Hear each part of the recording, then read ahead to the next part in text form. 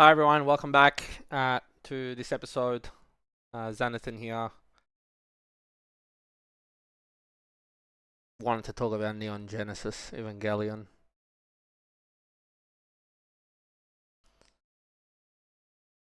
It's got me feeling a certain way. I just finished it yesterday. I could have sworn I've seen it in the past, but I hadn't. I clearly hadn't, and I just finished episode 26. I haven't seen the movies, so this is just me talking. Just talking, raw off just the end of this. I've just got the trailer playing on loop in the back, just as some kind of background video. Um, I don't really have words. I definitely must watch for anyone who hasn't seen it. 10 out of 10. The last two episodes, 25 and 26, just broke me. Um, I know they're going for like. I understand what they were trying to do. I don't fully understand the closure of it. I think there's obviously more with the two movies, and I know there's a whole lore. And I saw a video that was speaking about how to watch all of that in an order and stuff, and it reminded me of Kingdom Hearts, just like movies, remakes, etc. Anyways, uh, rewatched part of the first episode yesterday as well, just to kind of see, the angels. I haven't read the Bible myself yet, and I just wanted to see how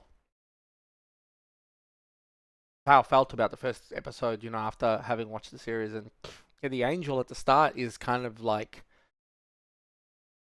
prowling through the city, but doesn't look angry. I don't know how to explain it. The angel didn't look to me like it was reacting. The angel looked like it was just doing. And the psychological themes that this show has played into, of course, as well, it's broken me a little bit. Like it wrecked me. It wrecked my mental.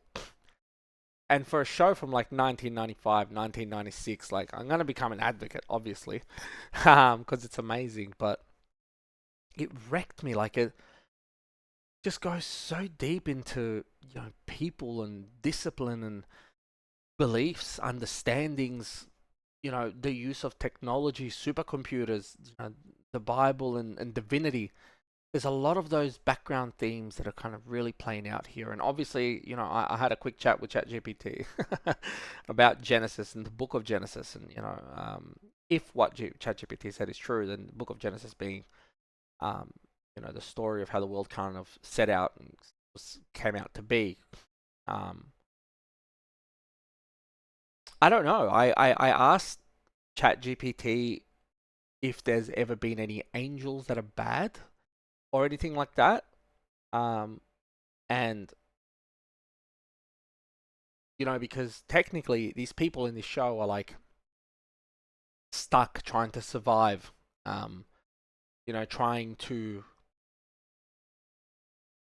use technology and use that as a means to really stay alive from the constant threat of these angels. However, and a lot of these angels have names of the real biblical angels. Like one of them was called Angel, or they have names of like our real angels from the Bible. Well, they sound like them anyway. I'm not sure if there's any that are named exactly like them. I don't know. I don't know the full extent of the lore as well. So this is just me having fun with what I know for the sake of the video. But look, you gotta watch it if you haven't seen it. It's only 26 episodes for it's on Netflix. Chad said that whilst there aren't any bad angels in the Bible, sometimes there are angels that God sends out to kind of carry out punishment. I don't know. Just watching the show and this push to for humanity and internal struggle of Shinji and belief systems that are just constantly, you know, uh, like Nerve is like humanity's final, like like as you see in the first episode, they shoot that M.2 mine or whatever they use on that first angel, this thing like leaves a crater, like it's a massive explosion. It does nothing to the angel. Like it hurts it, but it doesn't eradicate it. It doesn't kill it. And it's incredible to me. It's really super cool. And Nerve is kind of like the final stance on that, and all humanity has to hope and offer through the use of like supercomputers, and mega minds, and really trying. Like this is like for 1995, this was like pulling at the creators, just pulling at all the strings of what is even possible with technology in those years, and kids are piloting it. The screaming that happens in the show of like the kids just absolutely being out of control, traumatized. What the hell? It's so insane. Um, yeah, I adore this show. I don't adore how it's made me feel. However, in analyzing that, I would say that it's done its job, right? Because it really left me feeling fucked up. Like there's no other way to put it. Um, and the last two episodes just really, like, if you have anxiety or any kind of those kind of things, or I don't want to do the whole anxiety, ADHD, etc. thing, but like if you're prone to um thinking inside, like a lot of us do, every one of us thinks inside deeply, but analyzing, over analysis, over internal, you know monologue. If you're prone to over internal speech, thoughts, etc., the last two episodes of this show really wrecked me. It's so mentally confronting, mentally defeating. Oh my god, the last two episodes of the show, humanity instrumentality program or what? Like, oh my god, I don't know. Like the creator is incredible. I don't know where they were pulling this shit back in 95, 96. This is insane work, and I still don't fully understand it. There is so much. Um, what I do want to do is give my my 2 cents on this. It is amazing. It is fantastic. It's a must watch. It's a definite stamp of approval. You know, uh, it's definitely got Johnny's stamp of approval, or Xanathan's stamp of approval. Um, it's a must watch, thought provoking, deeply, really deeply thought provoking. And when it all comes together to a degree, in the end, and I still don't have full closure. Maybe I'll make another video after I watch the others. If I do, to be honest, I might need a small break because this really left me feeling some type of way. But I just wanted to give an update. The characters individually, their stories, the way they play out, loss of control, belief, wanting to be, that feeling of wanting to be praised by others, those internal struggles against those, the push that we all have internally to do better for our peers. And oh my god, it just goes so deep.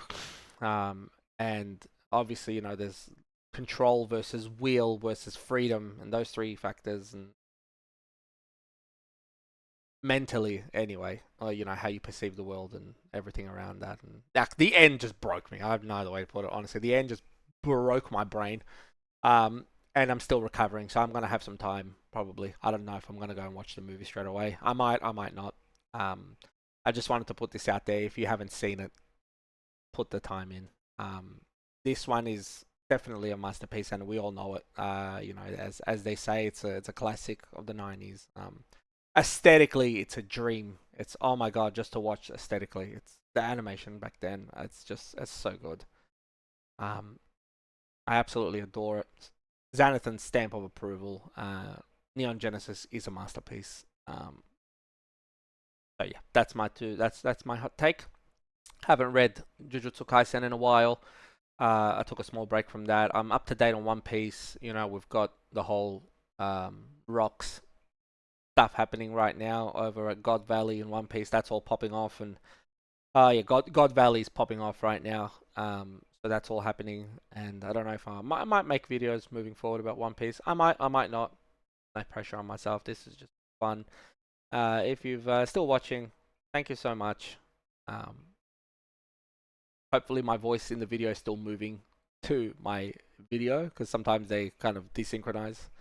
But yeah, this has been fun. Watch this show if you like thrillers, psychological thrillers. This is insane. And that's it. Have a lovely night, day, whatever time it is, wherever you are. Thank you for watching. Zanathan out.